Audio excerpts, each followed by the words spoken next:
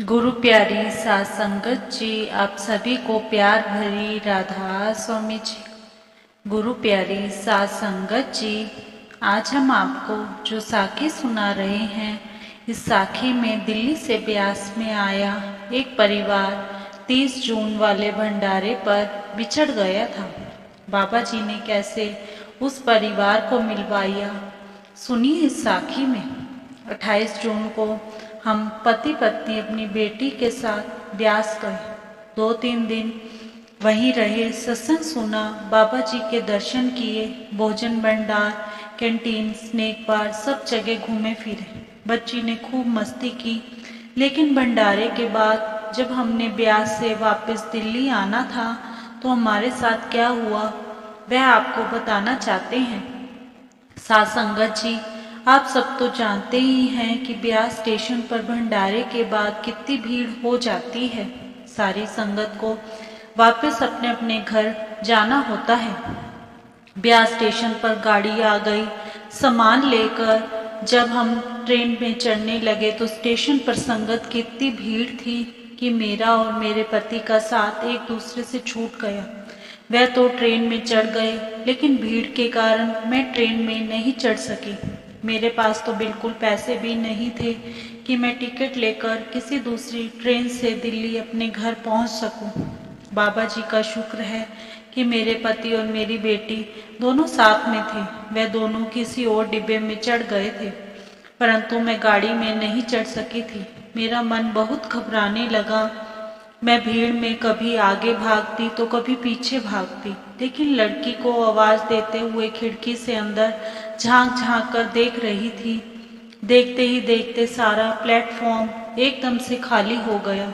गाड़ी के हर दरवाजे पर 10-15 लड़के लटके हुए थे, परंतु भीड़ की वजह से मैं गाड़ी में ना चढ़ सकी। मैं अपने पति और बेटी को ढूंढने में ही लगी रह गई थी। तभी एक सरदार जी मेरी तरफ आए और पूछने लगे, बहन जी आपको कहाँ पर जाना है। मैंने उनको जल्दी से अपनी सारी बात बताई। ट्रेन अभी वहीं पर ही खड़ी थी। वह सरदार जी मुझे बहुत भले नजर आ रहे थे। उन्होंने मुझे गाड़ी में चढ़ने के लिए कहा और मेरी पूरी मदद करने का मुझे आश्वासन दिया। उन्होंने गाड़ी में चढ़कर मेरा हाथ पकड़कर मुझे ऊपर चढ़ाया। उन्होंने मेरे पति और बेटी की पहचान भी मुझसे पूछी और चलती गाड़ी में ही उन्हें ढूंढ लिया तथा मेरा और मेरे पति बेटी का मिलन करवा दिया। वह दोनों भी मुझे बहुत ढूंढ रहे थे। मैंने उन सरदार जी का हाथ जोड़कर बहुत धन्यवाद किया और उनको राधा स्वामी किया। सात संगत जी, मुझे तो लगता है वह आदमी कोई और नहीं, सचमुच मेरे प्यारे सतगुरु जी थे। बाबा जी ही थे जिन्होंने मेरी इतनी मदद की। अगर बाबा जी ना होते तो मैं अपने घर तक कैसे पहुंचती। मेरे पास बिल्कुल भी पैसे नहीं थे। मेरी टिकट भी मेरे पति के पास थी। सतगुरु जी हर जगह हर समय हमारे साथ हैं। वह किसी भी रूप में हमारी मदद करने के लिए आ जाते हैं। हमेशा अपने कुल मालिक को याद रखना चाहिए। बाबा जी हमेशा हमारे अंग संग हैं। हमें उनका बार बार शुक्र करना चाहिए। शुक्र मालिका, शुक्र दात्या, आपका बहुत बहुत शुक्रिया। इसी के साथ एक छोटी सी साखी और है, एक बहुत ही प्यारी साखी है। कृपया इसे अंत तक अवश्य सुने जी और चैनल को सब्सक्राइब करना ना भूले जी। सात संगत जी, एक बार एक मुसलमान दर्जी हुआ करता था। वह बहुत लालची था।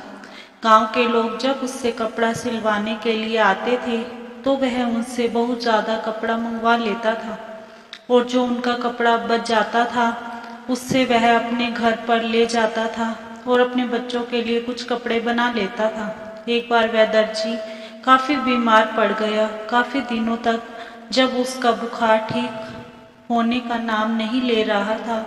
जब कोई इंसान ज़्यादा दिनों तक बीमार रहता है तो उसके मन में भी कई तरह के बुरे बुरे ख्याल आने शुरू हो जाते हैं कि मैं इतने दिनों से बीमार हूँ, शायद अब ठीक होऊंगा भी या नहीं, कहीं अब मेरा अंत समय ना आ गया हो।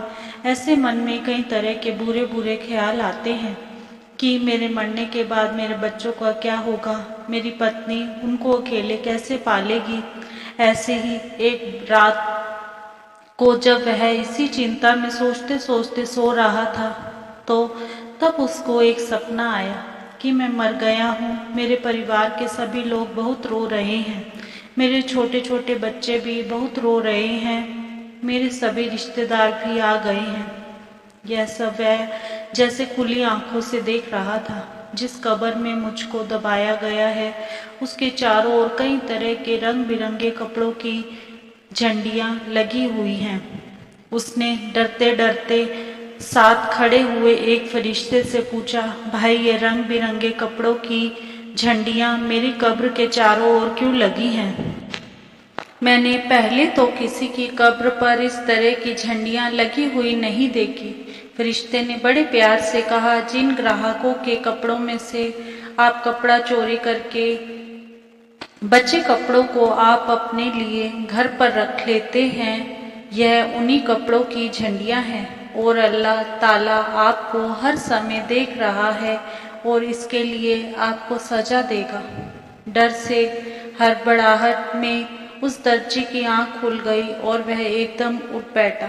जब वह एकदम से उठा तो उसने देखा कि मैं तो अपने घर में अपने ही पलंग पर हूँ और बिल्कुल ठीक ठाक हूँ। उसने बाबा जी की फोटो को माथा टेका और बाबा जी का बहुत बहुत शुक्रिया किया कि मैं बिल्कुल ठीक हूँ। और उसने अपने मन में यह सोचा कि मैं आगे से कभी भी यह कपड़ा चोरी करने की गलती बिल्कुल भी नहीं करूँगा। और उसने अपनी की गई गलती के लिए बाबा जी से माफ़ी मांगी। कुछ दिन के बाद वह धीरे धीरे ठीक हो गया और फिर दोबारा वह दुकान पर जाने लगा। उसको झंडी वाली बात अच्छी तरह से याद थी। जब वह अपनी दुकान पर गया तो उसने अपनी दुकान पर काम करने वाले लड़कों से कहा कि जब मैं किसी भी ग्राहक से फालतू कपड़ा लूं तो आप लोग मुझे यह बोल दिया करो, उस्ताद जी झंडी। लड़कों ने पूछा, उस्ताद जी यह झंडी की क्या बात है?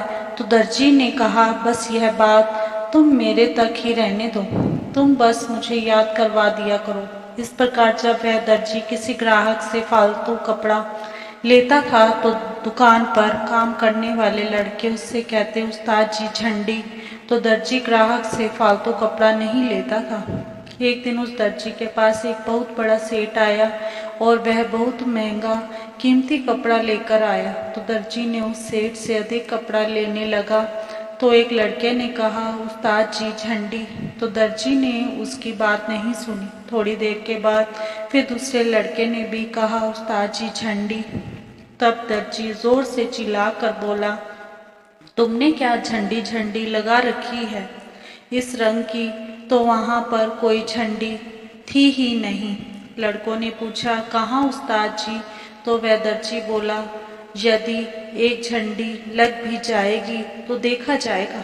साथ संगत जी, इंसान स्वप्न में भी छोड़ी हुई बुराई को कभी भी छोड़ नहीं सकता जब तक वह उस बुराई को छोड़ने की दृढ़ प्रतिज्ञा न कर ले।